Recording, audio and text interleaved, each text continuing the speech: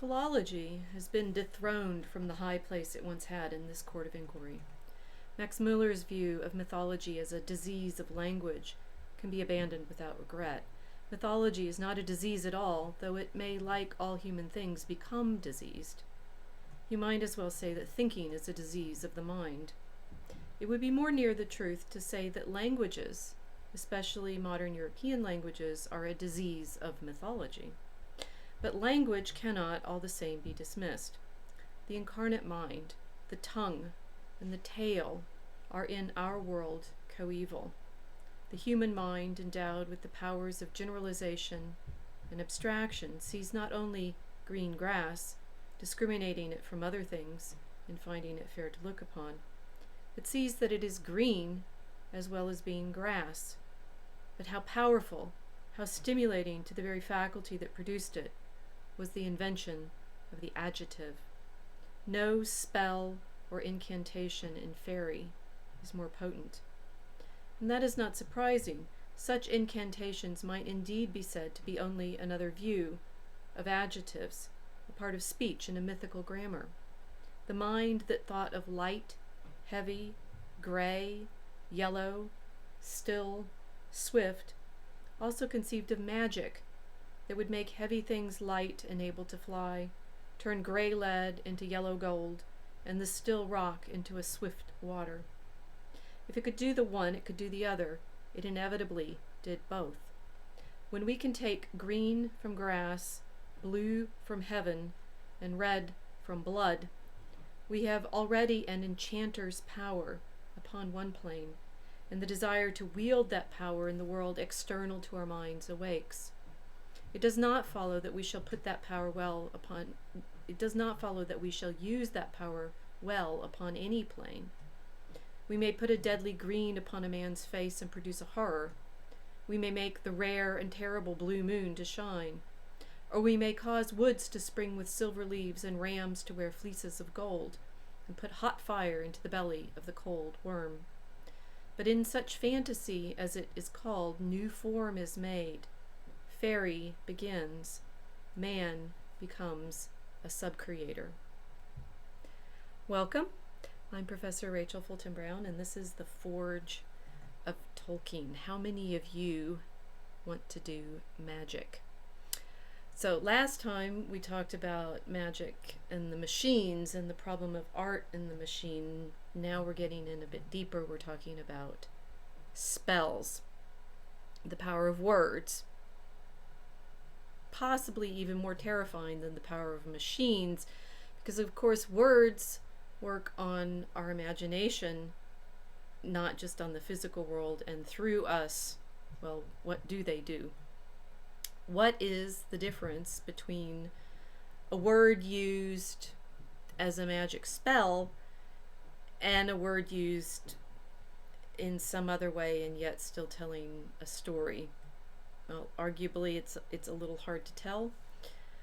Or is it?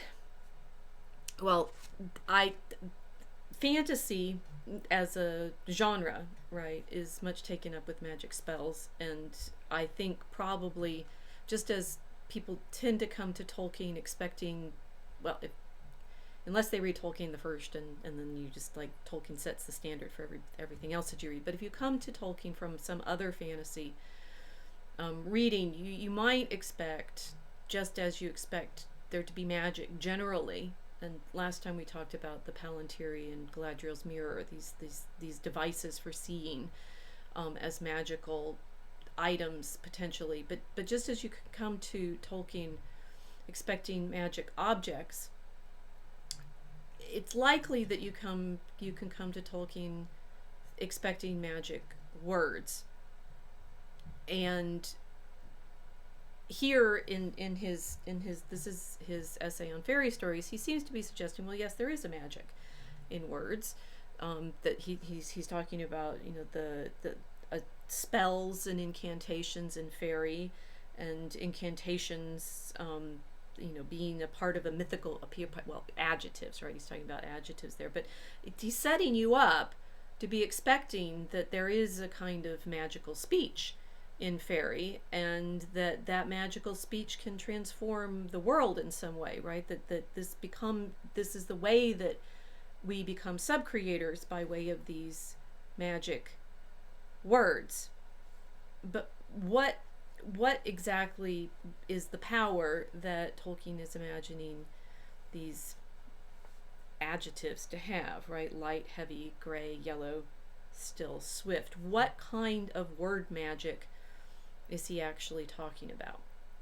Well, we think best in contrast, so I have some examples to work against and say, okay, is this what Tolkien is doing with his idea of magic words, of these spells and enchantments that you find in Faerie, or is there something else? And if it's something else, what is it? But why isn't it what we would first think of it? Well, okay, here's one option.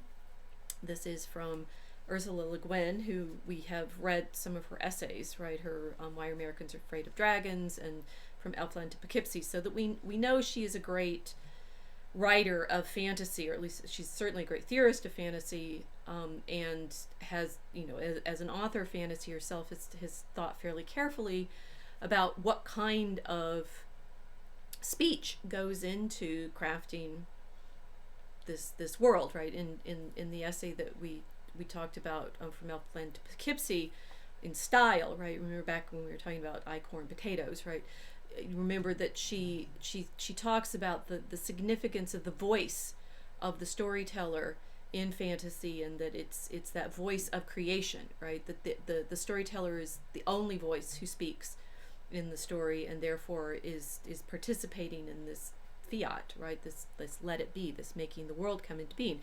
So perhaps we can go with the way she theorized magic, and particularly spells. In A Wizard for Earthsea, there's a school where the boys are studying, and they're learning the way in which magic works, right? And this is a moderately long passage, but I think it's sort of classic for one of the ways that people tend to think of magic working in fantasy, right? Things like, if you have magic, there has to be a cost, and you have to have training, and you have to have, there's sort of, she's good in Wizard of Earthsea in thinking about the way you balance powers, and if you overuse it and so forth, bad things happen and such. But what I want to hone in on is the specific way she is giving the wizards to be able to have spellcasting power, right? So that they have different lesson plans in summer and winter. In winter, it was different. Ged is our wizard student. Ged was sent with 7 other boys across Roke Island to the farthest northmost cape, where stands the Icelet Tower. There by himself lived the Master Namer, who was called by a name that had no meaning in any language, Curim Carmeruk. No farm or dwelling lay within miles of the tower. Grim it stood above the northern cliffs. Gray were the clouds over the seas of winter. Endless the lists and ranks and rounds of names that the Namer's 8 pupils must learn. Amongst them in the tower's high room, Curim Carmeruk sat on a high seat, writing down lists of names that must be learned before the ink faded at midnight, leaving the parchment blank again. It was cold and half dark, and always silent there, except for the scratching of the master's pen and the sighing, maybe, of a student who must learn before midnight the name of every cape, point, bay, sound, inlet, channel, harbor, shallows, reef, and rock of the shores of Lossau, a little islet of the Pelnish Sea. If the student complained, the master might say nothing but lengthen the list. Or he might say, he who would be sea master must know the true name of every drop of water in the sea. Ged sighed sometimes, but did not complain. He saw that in this dusty and fathomless matter of learning the true name of every place, thing, and being, the power he wanted lay like a jewel at the bottom of a dry well. So, for magic consists in this, the true naming of a thing. It's like this is Le Guin's theorizing about magic. For true magic consists in this, the true naming of a thing. So Curum Cumaruk had said to them once, their first night in the tower, he never repeated it, but Gad did not forget his words. Many a mage of great power, he had said, has spent his whole life to find out the name of one single thing, one single lost or hidden name, and still the lists are not finished, nor will they be till world's end. Listen, and you will see why. In the world under the sun and in the other world that has no sun, there is much that has nothing to do with men and men's speech, and there are powers beyond our power. But magic, true magic, is worked only by those beings who speak the Hardic tongue of Earthsea, or the old speech from which it grew. That is the language dragons speak, and the language Segoi spoke, who made the islands of the world, and the language of our lays and songs, spells, enchantments, and invocations. Its words lie hidden and changed among our Hardic words. We call the foam on waves Sukian. That word is made from two words of the old speech, Suk, feather, and Inian, the sea. Feather of the sea is foam. But you cannot charm the foam calling it Sukian. You must use its own true name in the old speech, which is Essa. Any witch knows a few of these words in the old speech, and a mage knows many. But there are many more, and some have been lost over the ages, and some have been hidden, and some are known only to dragons and to the old powers of earth, and some are known to no living creature, and no man could learn them all, for there is no end to that language. Here's the reason. The sea's name is Inian, well and good. But what we call the inmost sea has its own name also in the old speech. Since no thing can have two true names, Inian can mean only all the sea except the inmost sea. And of course it does not mean even that, because there are seas and bays and straits beyond counting that bear names of their own. So if some mage sea master were mad enough to try to lay a spell of storm or calm over all the ocean, his spell must not say not only that word Inian, but the name of every stretch and bit and part of the sea through all the archipelago and all the outer reaches and beyond to where names cease. Thus, that which gives us the power to work magic sets the limits of that power. A mage can control only what is near him, what he can name exactly and wholly, and this is well. If it were not so, the wickedness of the powerful or the folly of the wise would long ago have sought to change what cannot be changed, and equilibrium would fail. The unbalanced sea would overwhelm the islands where we perilously dwell, and in the old silence all voices and all names would be lost. Okay, so here we have, and I'd say sort of generically, I think Le Guin has had more effect on fantasy thinking about the way magic works than Tolkien, for reasons that we are understanding now. Because this sense of, if you can name something truly, then you have power over it, right? If you can name the sea in all of its inlets and coastlines and so forth, then you can do a spell that could. But at that point, it's just fractal, right? It's like you can have to name every rock. How far down does it go? And of course, what Le Guin is trying to do with this setup is make it like serious schooling, that you need at this point to have that grammar of magic that Tolkien alludes to in his meditation, that if you could just find the name for absolutely everything, which is what the wizards in Earthsea spend the mages in Earthsea spend their time studying, you could then have complete power. But because it's impossible to name everything, you can only have very limited power, and so the wizards try to memorize all of these names, but it feels a bit like an exercise in futility. I do admit that I haven't reread the Wizards of Earthsea in a long time, and I don't remember what happens after this, but I know that I came away from this, which I read very, very long time ago, in this sense of, magic is a kind of knowledge, and what you want is that and it's nominalist in the sense that it's nomina, it's naming everything, but it's not nominalist in the sense that there is that feeling, there is that sense that there can be, although an object could have potentially many names, there is one name that is actually able to control it. Well, Tolkien wasn't talking about um, names at all here. He was talking about adjectives, so that gives us a rather different sense. And of course, what you recognize is that of his characters, one of the features of his characters, and this is just me getting my notes right. One of the features of his characters is to have, in fact, multiple names, right? So Gandalf, the name comes from the Norse Volushpa with the listing of the dwarf names, but as far as Tolkien's concerned, that's irrelevant. Gandalfir has multiple names, right? Mithrandir among the elves, Tharkun to the dwarves, Olorin, I was in my youth, in the west that is forgotten, in the south Incarnus, in the north Gandalf, to the east I go not. He has names in all the different regions where people can talk about him, or I don't know, call him. It's unclear, because it's like, as far as Tolkien is concerned, it doesn't seem that there is, perhaps, which of those is Gandalf's true name. They're all true, right? They're all part of who he is. Likewise with Aragorn, when Frodo first, here's this new name, Strider, said Frodo, you seem to have a lot of names, and Aragorn does, right? He has Estel, Hope, Elessar, Elfstone, the Dunedain, Man of the West, or Númenorian, Thorongil in Gondor, where he's Eagle of the Star.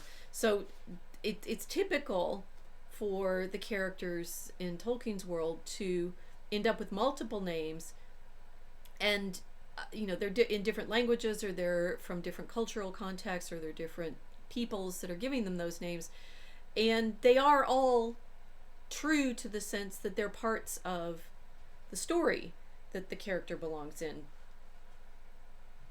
So it doesn't seem like Tolkien is actually interested in saying, well, you could conjure, which is a clue here, you could conjure Gandalf by being able to name him properly, look in the mirror and say Beelzebub a number of times, right? That doesn't seem to be what Tolkien is saying. So one option for magic is, it's the knowledge of the true name. Another option, well, possibly is it the opposite? It's in fact knowing all the names under which something travels. And for here, my example is Robert Graves' sort of magical book on the goddess, the white goddess. And here, particularly, the example that I typically give my students is from this tree alphabet, right? It's a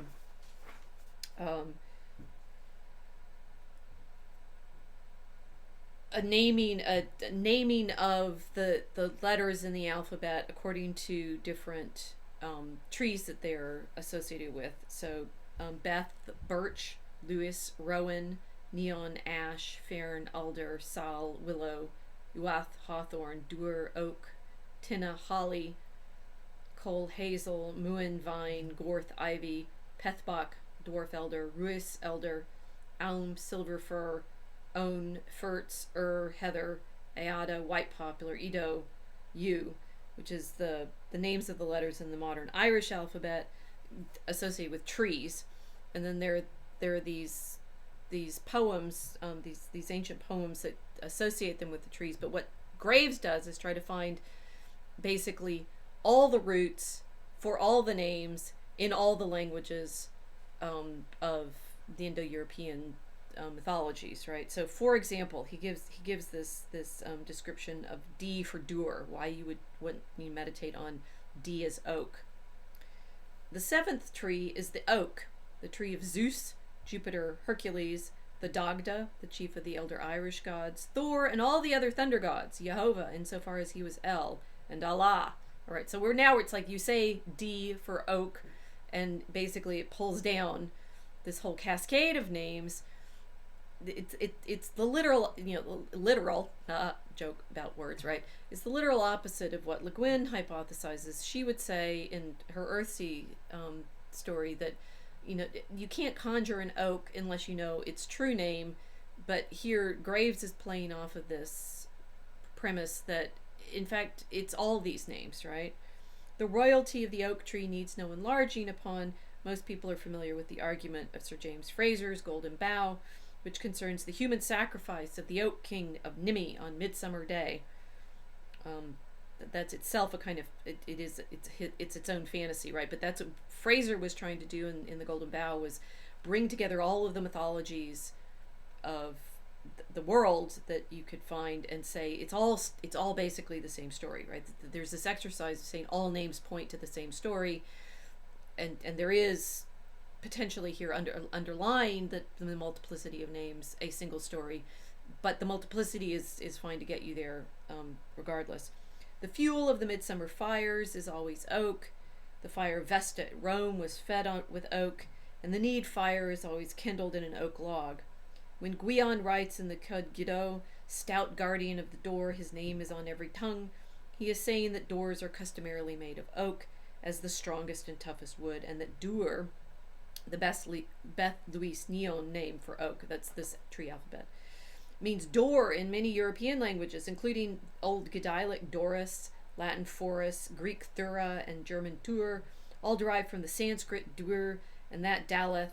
The Hebrew letter D means door, the L being originally an R, and so forth, right? It's like every single one of these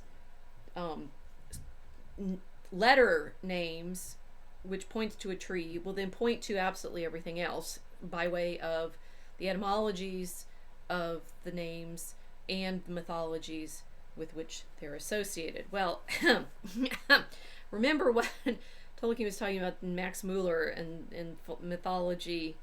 He's saying mythology is a disease of language, right? That the language generates all these stories, which is more along the lines of what Graves is doing here. It's like, you have these words for things like this particular tree, and then it's going to shoot off in that organic metaphor, stories about all the all these father gods: Zeus, Jupiter, Hercules, Thor, Jehovah, as far as he was El, and Allah, right? And that oak tree will have associations with all of those different mythologies.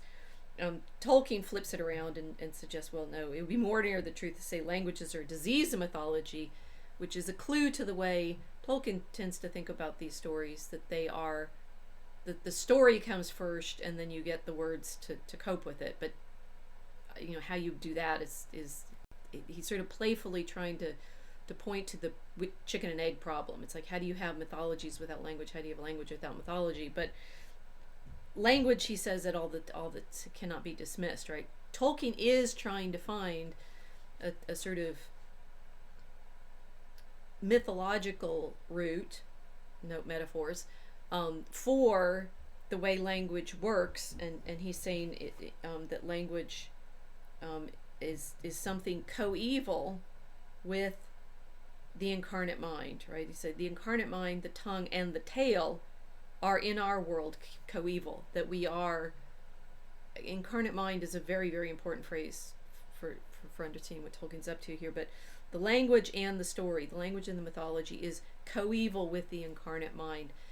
So maybe we're not going to get to the power of these names quite in that way. Well, why then? Why do we have in our fantasy literature, and this is a little bit of a sidebar that I want you all to be thinking about.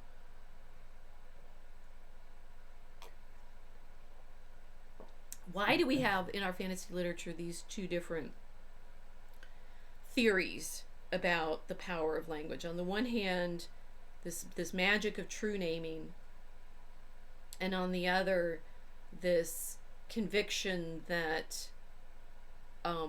the way to find the magic of the language, the way to find the magic of the names is to dig down into this history of language, and particularly, I mean, what Graves is playing off of is this desire to get down to the root of the Indo-European mythology. So with the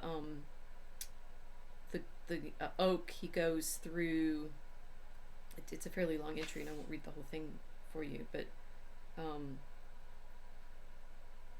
he gets down to things like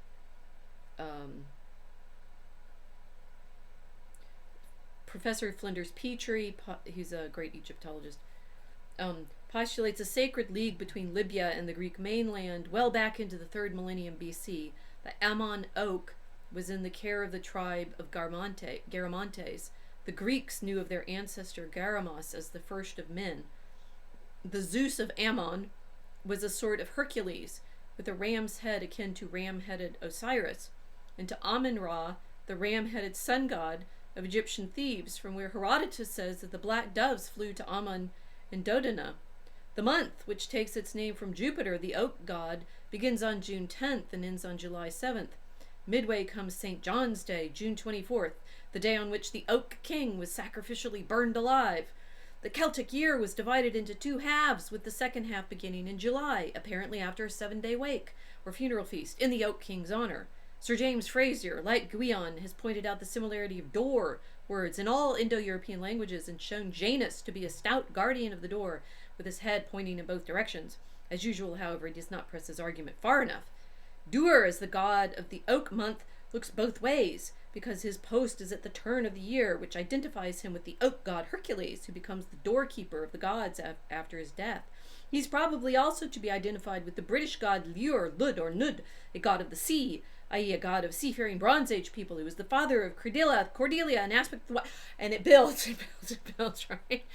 And you go through all of this mythology, trying to find constantly all mythologies in every mythology. Okay, so here we have two different impulses. We have, and notice how Graves folded into all of this the Christian feast of St. John's Day, right? The birthday of John the Baptist. Which is the summer solstice to Christ's birthday, which is the winter solstice. And for those of you worried about whether Christmas is a Christian holiday, it is, but that'll be another conversation some other time. But what Graves is trying to do here is make sure that absolutely every mythology belongs in the single mythology, right? There's only one mythology, and this, despite the fact that you have this multiplicity of names, it all points to the same story. LeGuin is coming at it from sort of an opposite direction, saying, well, there might be multiplicity of names, but there's one true name and you're supposed to be finding it. These are both similar impulses, you realize, right? The idea that there is a true name, if you could only find it in the right old speech, is a similar sort of impulse to say, even though we have these multiplicity of names, there's one old story. One's the language-focused claim, one's the mythology-focused claim, but they're part of the same twinning. Well, where might this come from? It's the magical tradition of medieval Europe, I think, that is hiding behind all of this. But the magical tradition of medieval Europe, of course, also wants to constantly participate in all magical traditions of antiquity all at the same time. And as I was thinking about how will I introduce this, because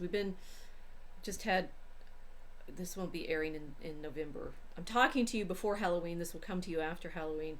But spells are on everybody's mind, and the sort of way in which language works on us is obviously on everybody's mind. And so I've been trying, it's like, this is a little different from the sort of spell breaking that Owen's been talking about with you guys in his live streams. But I think you need to know a little bit about the way this process has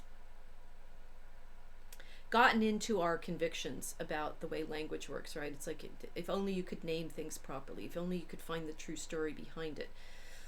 There are historians' impulses in there, and I'll bring you out. I promise to bring you, there's way out.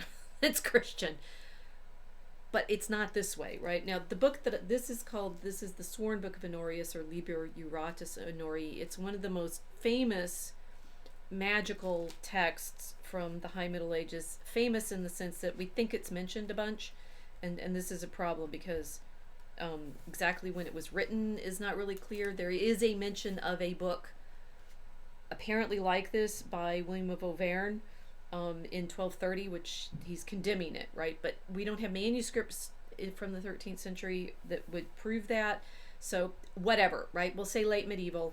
And this kind of impulse this kind of magic is the sort of magic that ultimately feeds into the Renaissance and the sorts of stuff I was talking about last time with the Pico della Mirandola and Marsilio Ficino. But there is a tradition prior to the Renaissance which is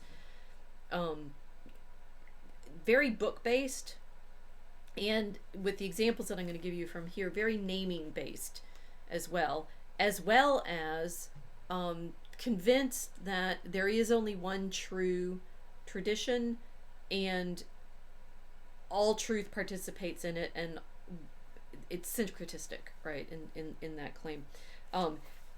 What's interesting about the Sworn Book of Honoris is it's convinced that it is Christian, right, and the primary thing that you are going to want to achieve by way of your magical operations by using this sworn book, and there's a sort of there's a backstory behind it, saying, you know, this book was the evil spirits convened and tried to get rid of this, but we know and have divine permission to collect together this book, and these masters, these 89 masters, gathered from Naples, Athens, and Toledo, and we selected one, son of Euclid, where the art at the time was established, that he would labor on our behalf, this council of elders, to write down the things that needed to be written down. And he says, and he with the consulting angel Hokrohel named 7 books of the magic art, plucking for us the flower and dismissing all the rest as bark.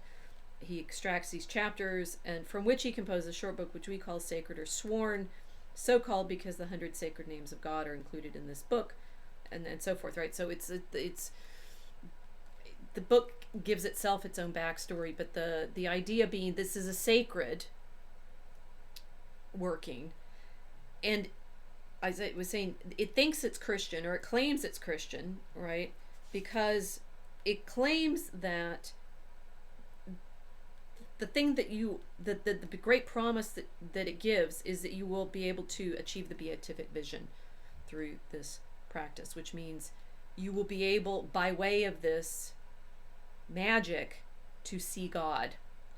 Now, what's interesting about that is, of course, you think, oh, well, wait, I thought, magic is all black magic, and here you end up with the sort of temptation and the problem of what counts as magic and what counts as something else.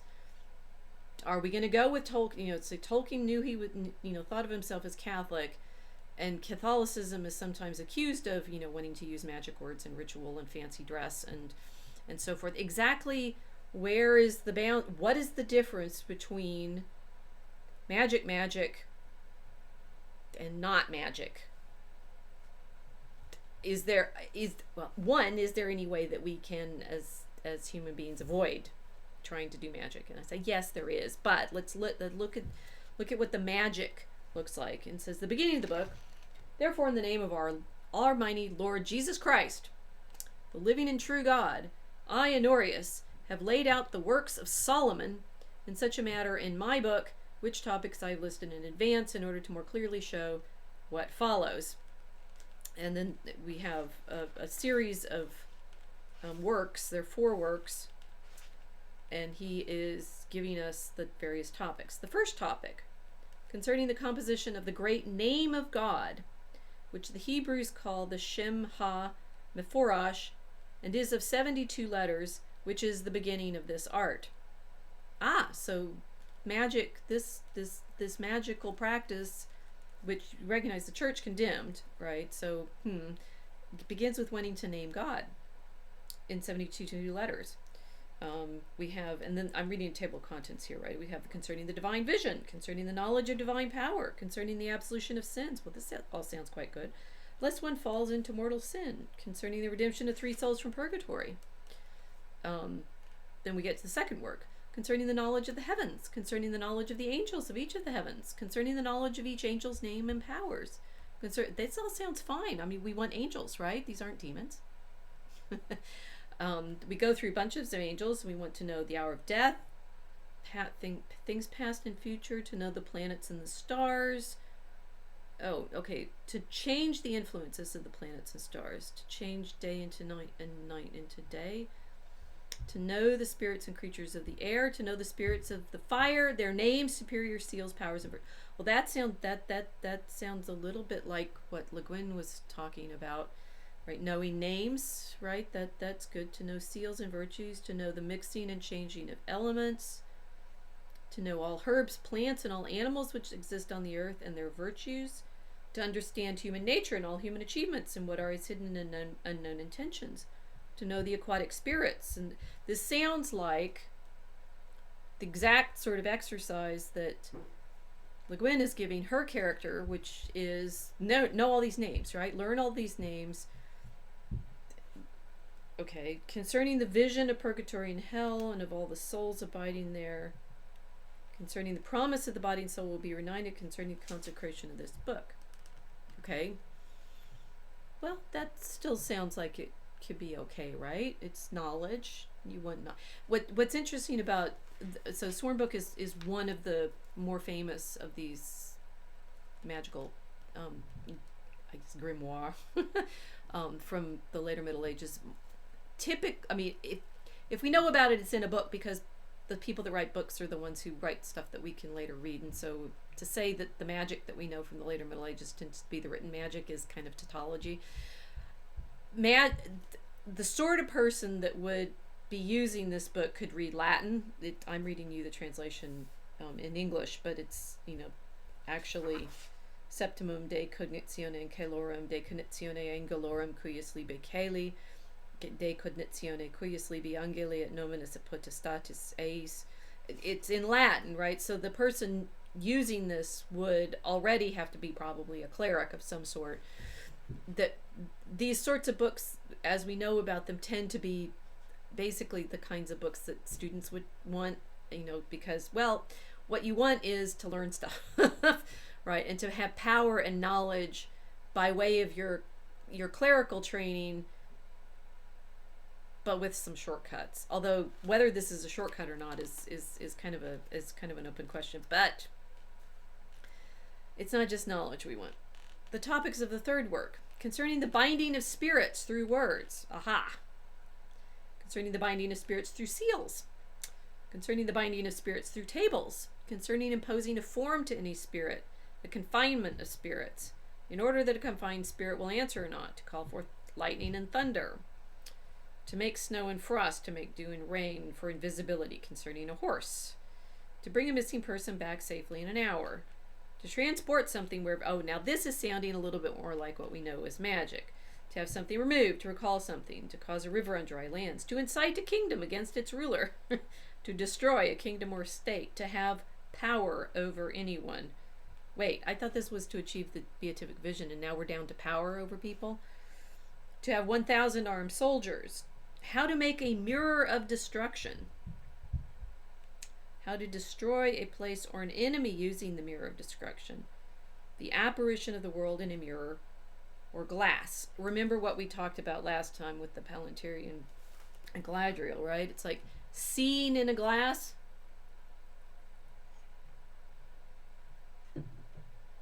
Galadriel may make it out to sound as if that's a sort of neutral activity on her part, but it shows up in the magical handbook.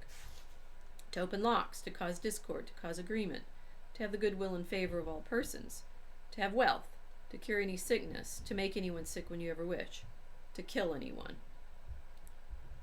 to hold back storms and dangers of the earth and sea, to hold back a ship, to make griffins and dragons appear, to make all wild beasts appear, to make all pleasures appear. Well, now we're in Faust world, right? It's very much like what Christopher Marlowe in his play has a Mephistopheles. They summoned spirit, they conjured spirit due for Faust, which is to make things appear, right? The vision of Helen of Troy, for example, that the king asks for. The topics of the fourth work, to release someone who's, I'm skipping around a little bit, but I want to give you the flavor. It's like we've started with the beatific vision and naming God, right? And knowing angels. And now we're getting to the point where to obtain treasures, metals, and precious stones, and all things that are hidden in the earth. Concerning the appearing of dead bodies, which appear to rise again and speak.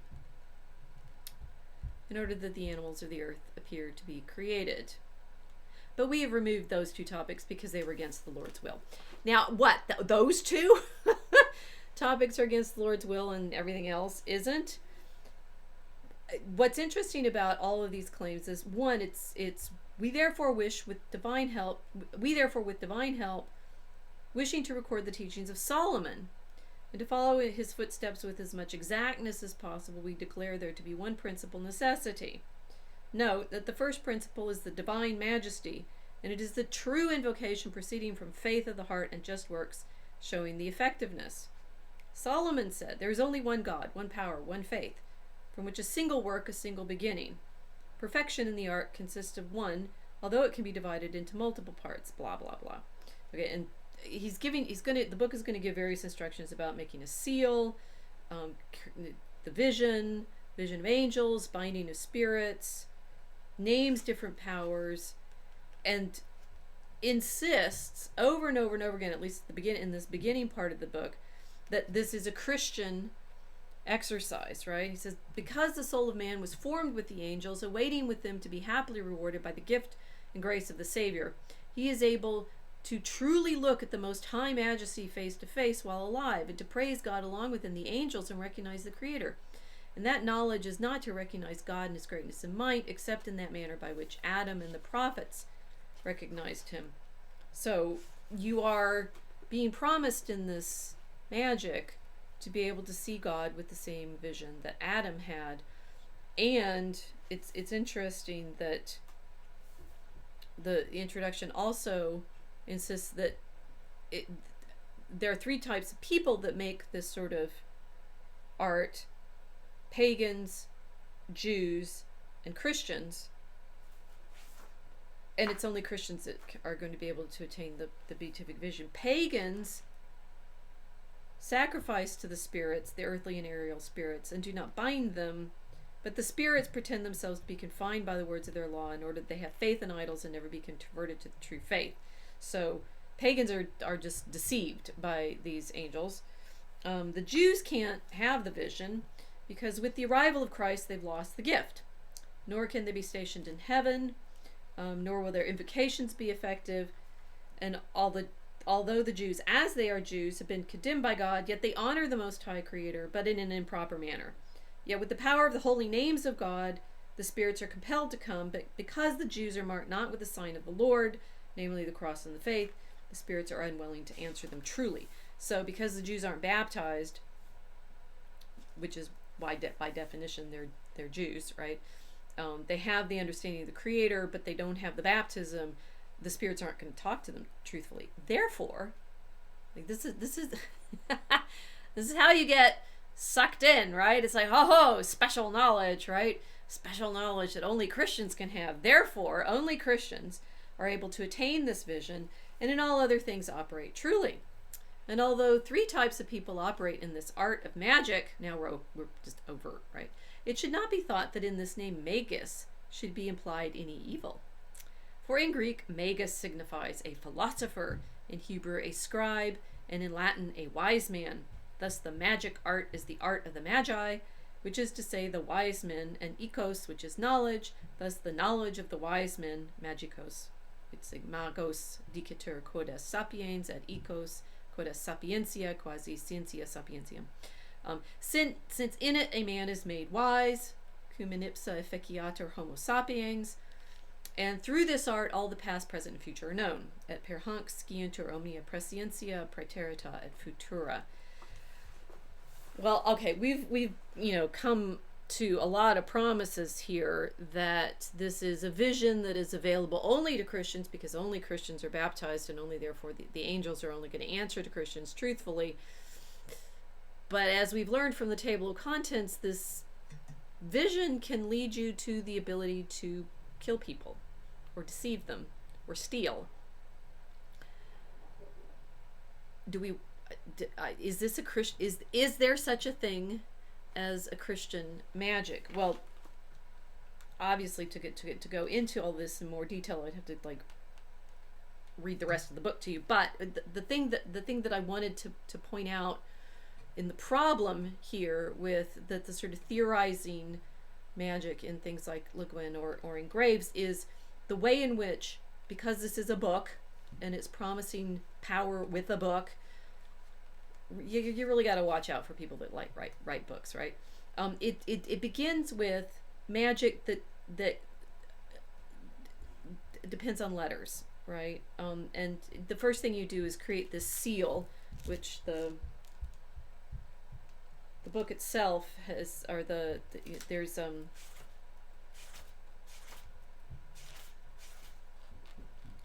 these seals are reconstructed from the description in the book, that you're going to make this very elaborate design and mark it with all these different letters, and that it matters that you know the letters exactly, and you know, can mark it with things like crosses and stars and the name of God, El, and so forth. So it's highly literate in the most, you know, sort of literal sense, right? It's letter magic, right? And that we want to make this design so that there's a series of 72 letters, and thus it will be filled with the great name of the Lord Shem Ha Meforash, right? So you are in effect trying to name God perfectly, just like that. There's that background premise of you know, magic consists of knowing the true name. Well, here we are. It's not just like Robert Graves with his multiple names for the oak and how they all point to the name of God, right? We are working here, and note that it's in Hebrew, right? We're working here with the true knowledge of the name of God, which if you can write it out in this diagram, you will then be able to achieve the vision of God. Now you should be getting a little more anxious, right? And it goes into naming, you add different names to the angels and the design and so forth. And once you've created this design, you're going to color it, right? So that it's colored according to these instructions, right? The pentagon is made from red with the space tinted yellow, and the first heptagon of azure, the second from yellow, the third from purple, the circle from black, and the space between the circles where the name Shem Ha Meforash is tinted yellow, right? So our book illustration is carrying that out. All other spaces must be tinted green. But in the operations it must be done otherwise, because it should be written with the blood either of a mole, a turtle dove, or hoopoe, or of a bat, or of all of these. Also, it should be formed on virgin parchment, either from a calf, foal, or deer, and thus the seal of God is completed. And through this holy and sacred seal, once consecrated, you will be able to perform the operations which afterwards will be revealed in this sacred book. And then we have a description on how to consecrate the sacred seal. Okay, so we are in a, you know, sort of in a tradition where you assume the true power comes from being able to name God and writing it out and designing it in diagrams, right? For those of you who are watching Owen, this is why he's actually right, where this geometrical working and this letter working and the sort of Trinity triangle stuff is actually part of the magical tradition, rather than as it should be it's not part of the contemplative tradition, strictly speaking, right? Because this is not contemplation. This is not prayer, right? So we've designed the prayer, and then the next thing, oh wait, there's all these prayers. Wait, here's a prayer to Mary. Hail, Holy Queen, Mother of Mercy. Hail, our life, our sweetness, and our hope. To thee do we cry, poor banished children of Eve. To thee do we send up our sighs, mourning and weeping. In this valley of tears, turn then, most gracious advocate, your eyes of mercy towards us, and after this our exile, show us the fruit of your womb, Jesus. O clement, O loving, O sweet Virgin Mary, pray for us, Holy Mother of God, that we may be made worthy of the promises of Christ. That is the Salve Regina. This is one of the curious things about these magical treatises, that there are others, and I feel like I mentioned another one in a different video, and I don't remember which one. You just have to try to watch all my videos. What's so interesting about this is the author of this book thinks he's doing good, right? He thinks he's doing good magic, which you should start realizing is kind of an oxymoron, right? What is magia? Can there be such a thing as good magic, right? It includes these prayers, and we have another prayer to Mary, a variety of prayers to Mary, Gaudes to Mary. This one very interesting, the list of the names of Mary, which I know from my study of the Marian treatises, so that she's temple, hall, tabernacle, manna, community, free, the stole, the river. That is begging for compassion. Here's the creed. I believe in God the Father Almighty. A prayer, a long prayer to the Trinity. Some more prayers, the Our Father. Oh, and then there's this.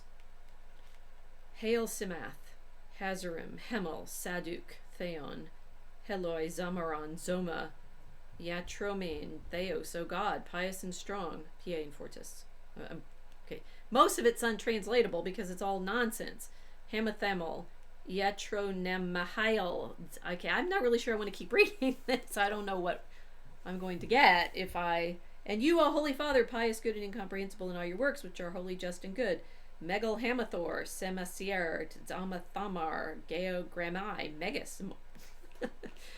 Okay, is it nonsense? Oh, and then we're back to a light of the world, O God, immeasurable, the Father of eternity. If, however, you wish to obtain some knowledge, or to consecrate the book, or to call upon a spirit, you should alter the petition in the preceding prayer thus. Stretch out your hand and touch my mouth, and make it like a sharp sword, for describing and speaking out these holy words, and make my tongue like a chosen arrow, for describing your miracles, for pronouncing them, and retaining them in my memory. And then more prayers that are unpronounceable. And yet another one. Gigaro Mogal Gielo Keon Sem. Okay, so is language a disease of magic, or is magic a disease of language? That when Tolkien is talking about this problem of exactly where the stories come from, exactly where language comes from, and then talking about the magic of words, and in fairy stories in particular, right? He's on kind of interesting ground, right? Because he's wanting to say that these stories that he's writing about elves and magic. Now I'm curious about that mirror. Let's look it up. The Mirror of Divination. Oh wait. Most of the book is prayers, seals, spirits of the earth, placating the spirits, adjuring the spirits, invoking them, raising up the day of Mercury to Venus, spirits, more spirits, angels and spirits, more spirits. It's a lot of names of...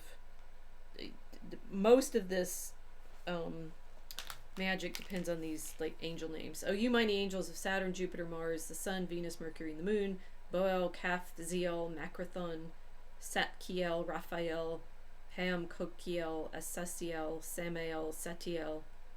Okay, so it goes on and on and on, right? There's a lot of angels. That Tolkien wants to have his Christian cake and eat it too. I think you'll see now. He wants to be in the context of having this feeling of enchantment, and yet he dodges around a lot. I mean, we saw last time how he dodged around in his description of Galadriel's mirror, the palantiri, that they are, the palantiri, which are crystal balls, right? And he just, desperate not to make them look like crystal balls, but that's what they basically are. They're crystal balls. Or Galadriel's mirror is a scrying mirror, right? So he's given you these magical devices, which he then gives to the elves, and the elves insist that they're just, things of high craft, right? They're not actually magical. And he likewise has the power of story over and over again. We talked about Tom Bombadil, right? And the hobbits are enchanted to find themselves within this story. Tolkien talking here about how he wants, the incarnate mind, the tongue, and the tail are in our world coeval. The human mind, endowed with the powers of generalization and abstraction, makes magic, right? The mind that thought of light, heavy, gray, yellow, still, swift, also conceived of magic that would make heavy things light and able to fly, turn gray lead into yellow gold. That's alchemy, right? And the still rock into a swift water. If it could do the one, it could do the other, and it inevitably did both. That our minds, because we have language and story and adjectives, right? It's like, okay, you want to do spell work, you're really working with adjectives, not names. If you haven't figured that out, right? It's like the Swarm Book of Honorius is playing off of being able to name stuff, right? But Tolkien does get it, I think, more accurate, that what you want to do in the world is change things. You want to take lead, which is gray, and turn it into gold, which is yellow. You want to take gray lead and turn it into yellow gold. And you can do that by giving it a new adjective. Now, this is what's interesting grammatically in medieval Latin, or at least in not just medieval Latin, in classical Latin and medieval Latin. In the grammars, adjectives are nouns. Interestingly, right? They're a kind of noun. They're a qualitative noun, as it were. I mean, we've separated them out. It's hard to talk in terms of parts of speech now without saying an adjective is different from a noun, right? But in Latin, bonus, good, by itself is just good man, good one. It's bonus can be can stand. Talk about the good. Have to say the good something, right? Typically, or could say the good, but bonus as if you learn the grammar in say school right now, and you'd be taught bonus, you'd say bonus vir, right? Good man.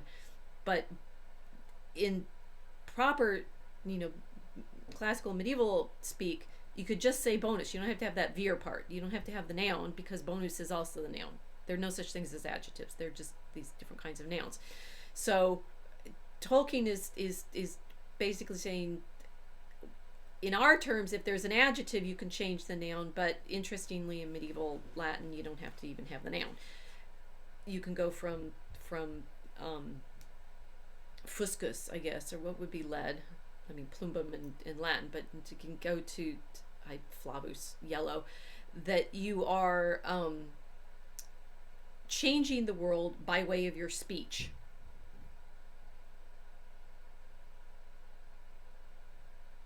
So does that mean that Tolkien is doing magic with his storytelling? That has he simply sort of, as that's why it's interesting with the Swarm Book of Honorius, because it tries so hard at the beginning to say this is a Christian practice. This is Jews and pagans can't even do this magic because they're not baptized, and only baptized Christians can practice this make the seal of Solomon and practice this naming and do these prayers. And it is interesting because you have to go through a variety of ascetic preparations, fasting and staying chaste and cleaning everything. Magic is often very closely associated with keeping everything really, really clean. So is Tolkien simply doing that? Is he trying to give us this sacramental story, as his world is often described, that hides magic in its claims of not being magical? Well, I have a third example of what I think Tolkien is actually showing us, and I think there is, whether we find this dangerous or not, I'm not, having talked you through the Swarm Book of Honorius, I'm not entirely sure, because storytelling, and this is the kind of spell breaking that Owen's been talking about, where you find yourself in a narrative that's compelling. I was thinking about the mouse utopia, right? That there's once you make those mice into moral characters that work for human beings, and medieval bestiaries do this all the time, right? They take an animal story and give it attributes that teach human beings a kind of lesson, which is what a lot of mid-20th century behavioral science was. It's what Dr. Jordan Peterson does a lot with his lobsters and rats and chimps and so forth, right? It's you take an animal behavior story and apply it to human beings, and then that shows us some truth about ourselves, and then we get trapped in that sort of story, which is a sort of magic spell, right? Stories can have that intense kind of power, and we're constantly, I mean, as a historian, I'm constantly looking at the stories that we find ourselves in. And here's Tolkien, trying to make some distinction between tale, language, and the incarnate mind. But notice, where he ended up, right? He said, when we can take green from grass, blue from heaven, and red from blood, we already have an enchanter's power. He's claiming magical powers, not on the basis of names, not on the basis of story, but simply on the basis of describing the world. And that describing the world, and you realize that there's some of that in the Sworn Book of Honorius, right? If you can name all of the spirits, name all the elements, name all the beasts and creatures, right? It's like there's that Adamic, in this Adam, that Adamic desire to name everything. But Tolkien's like, it's not just the naming, it's the naming with description that makes us have magical potential. And the desire to wield that power in the world to our minds awakes. If we can say green sun, or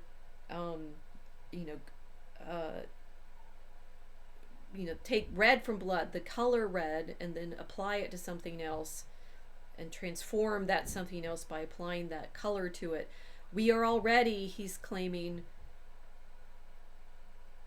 within a kind of deadly space, right? It does not follow that we should use that power well upon any plane. We may put a deadly green upon a man's face and produce a horror. We may make the rare and terrible blue moon to shine. Or we may cause woods to spring with silver leaves and rams to wear fleeces of gold, and put hot fire into the belly of the cold worm. But in such fantasy as it is called, new form is made. Faerie begins. Man becomes a sub-creator. That's, is a sub-creator the same thing as a magus, right? Are we to the point of saying that we, by way of our storytelling and our mythology and our ability to describe the world other than as we see it, are we now in the realm of the magician? Is a sub-creator just a fancy word for magician? Well, okay, my fourth. Ursula LeGuin was one, Robert Graves was another, within the sort of recognizing that there is underlying both Graves and LeGuin a, as it were, true magical tradition in the sense of the desire to control, which is definitely part of that magical tradition, right? It's you don't just want to make the seal and name God. You want to guarantee that you can have the beatific vision. So you're binding God with that seal. That's pretty high up, if you consider that, right? And meaning, you can bind God and have the beatific vision. Getting a mere angel to do your will and carry you around, traveling. That's simple. So both LeGuin and Graves are participating in that known magical tradition. Is there any way that what Tolkien has described isn't simply magic? Well, my third example is from great Catholic poet Dana Gioia, a poem called Words. The world does not need words. It articulates itself in sunlight, leaves, and shadows. The stones on the path are no less real for lying uncatalogued and uncounted. The fluent leaves speak only the dialect of pure being. The kiss is still fully itself, though no words were spoken. And one word transforms it into something less or other, illicit, chaste, perfunctory, conjugal, covert. Even calling it a kiss betrays the fluster of hands, glancing the skin or gripping a shoulder, the slow arching of neck or knee, the silent touching of tongues. Yet the stones remain less real to those who cannot name them, or read the mute syllables graven in silica. To see a red stone is less than seeing it as jasper, metamorphic quartz, cousin to the flint the Kiowa carved as arrowheads. To name is to know and remember. The sunlight needs no praise, piercing the rain clouds, painting the rocks and leaves with light, then dissolving each lucent droplet back into the clouds that engendered it. The daylight needs no praise, and so we praise it always, greater than ourselves and all the airy words we summon. Now that, I think, does give us a way out, and a way out that Tolkien himself would recognize, because notice where it goes. It doesn't go to, we control these things because we're able to name them. Although he does say, the words, an adjective, and I like this poem, I like Joa's poem because it fits so well with Tolkien's, meditation on the power of the adjective, right? The kiss is still a kiss, fully, though no words were spoken. But if we give it an adjective, it transforms it, right? Illicit, chaste, perfunctory, conjugal, to covert. That the noun is itself regardless, and the kiss is itself regardless of whether you name it kiss. But when you add that adjective, it's already in a story, right? Conjugal kiss is different from covert kiss. It's different from chaste, different from perfunctory. But even calling it a kiss betrays the fullness of its physical experience. And remember what Tolkien had tried to point to, the way in which all of this has to do with the incarnate mind, right? That we are in the world in bodies that have voices. We've talked about this, I've talked about this before with you, this voicing the physicalness of our being in the world. That the incarnate mind and the tale, the mythology, and the tongue, the language are all part of ourselves, right? You can't not have human beings telling stories in language about this physical existence that we have, and yet it's also in our minds, right? That the incarnate mind really, really matters, because you're not just saying we're meat, and you're not saying that we are simply souls trapped in meat. Right? It's like, if meat puppet implies all we are is the meat part, right? But the Gnostic claim that, we want to escape from the meat puppetry, which we'll probably have to unpack a lot more in subsequent discussions. That Gnostic claim that we're only the soul in the meat body, that's not it either, right? That we are, as an incarnate mind, our minds belong in bodies, and our experience with the world belongs both at the physical level and the naming and storytelling level. And Joya is playing off of both of those. The world doesn't need words. It articulates itself in light and shadow and stones, right? The physical reality and the light. And our physical encounters with each other in the world don't need to be named. The kiss is still the kiss. And yet we're participating in it even as we're naming it and describing it. And if we don't name and describe it, it's not as real to us, right? The stones remain less real to those who cannot name them. So that although a stone is a stone, naming it as something more than just red stone, right? Naming it as jasper gives it more, well, it's like, reality says that if you can't name it, it's less real. To name is to know and remember. And there you are with the incarnate mind, right? It's like the stone is very, very real, but naming it and knowing it and remembering it is part of our participation in, well, creation, right? Obviously.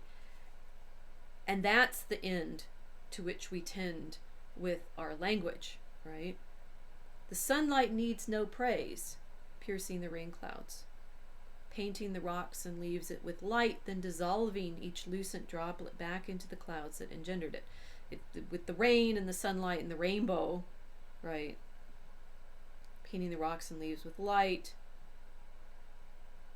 The droplets of the rain go back into the clouds. That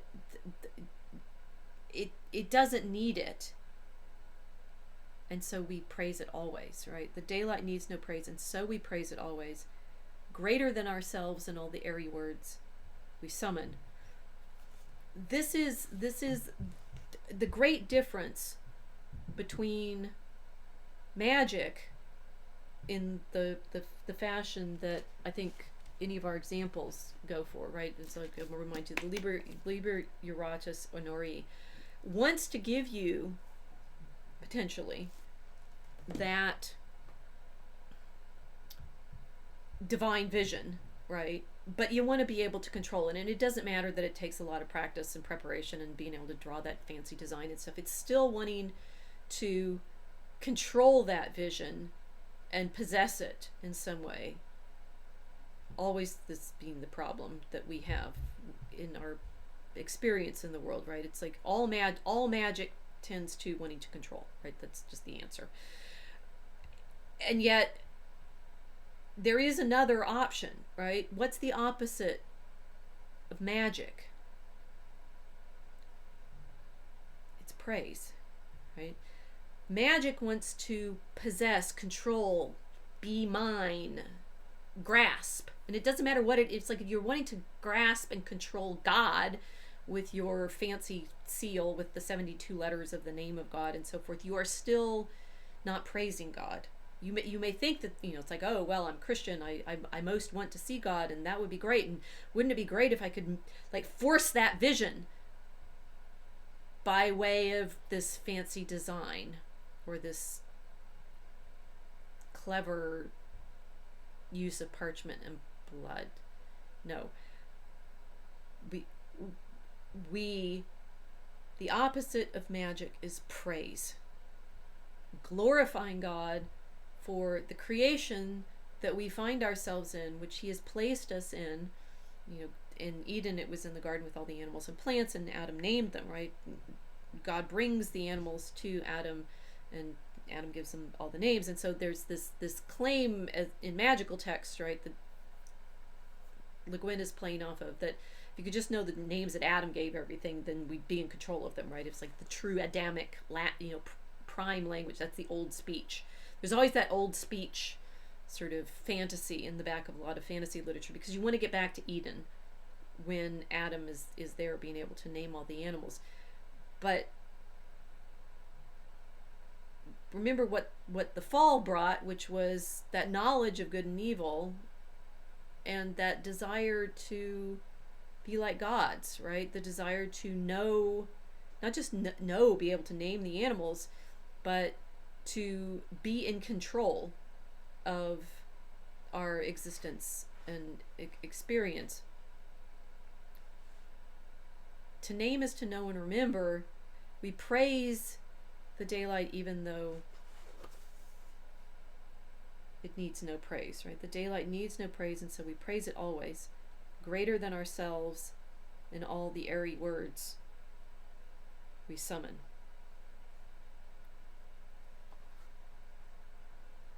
If you're wanting to, naming the things is not the problem, right? Delighting in knowing all of the names for things is not the problem. Finding the stories through which the names come into being is not the problem. And, adjectives of themselves are not the problem. The problem is that grasping, that claim that if you know the true name, you then have some ability to possess and control that which you've named. in, in, instead of the appropriate response, the non, leading down into hell response, is thanksgiving and praise. Which, when I get to talking about, the way in which Tolkien actually thought about the meaning of life and so forth, we're going to talk about more, but I just leave you with this, that the opposite of magic is praise. And the desire to name that goes towards control is going to be a problem. The desire to name that goes towards knowing and remembering and celebrating is for the greater glory of God. Thank you. To be continued.